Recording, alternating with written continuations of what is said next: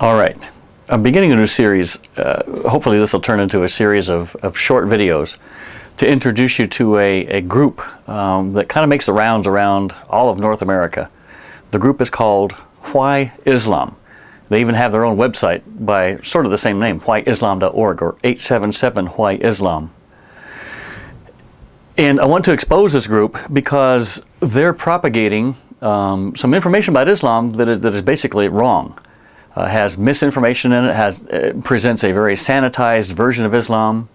Let me just show you what I'm talking about. These are the tracks that we're going to be exploring over the next several sessions that you can find at a Why Islam table. Now, what is a Why Islam table? I'll talk about that in a moment.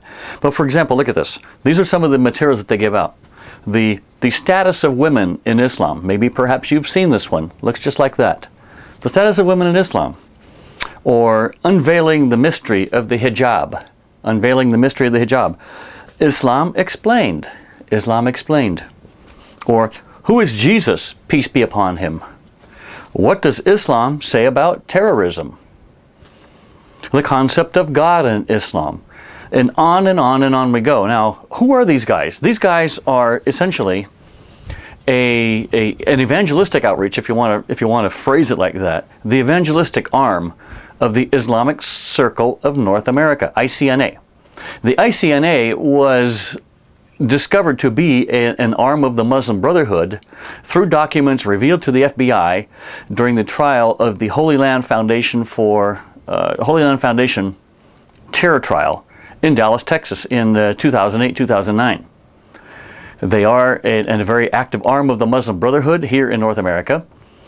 And the Why Islam group ostensibly claims to be nothing more than an informational arm of the Islamic Circle of North America to remove misconceptions about Islam, to dispel misinformation about what true Islam is. And so we're going to look at some of that information. But for example, not very long ago, here in California, up in Sacramento in the capital, the Why Islam group had a table at the California State Fair. And I've got the press release here. Let me just read to you a short clip of their press release. It says, the purpose of the information booth is to encourage the public to search for unbiased information on Islam and to promote understanding and dialogue between people of different faiths. In another, in another press release that I read, the Why Islam group claimed to be at this California State Fair not for the purpose of evangelizing, not for the purpose of proselytism, but simply for the purpose of promoting Islam, or not promoting Islam, but for providing information to remove misconceptions of Islam. They're basically, they frame themselves as an educational organization.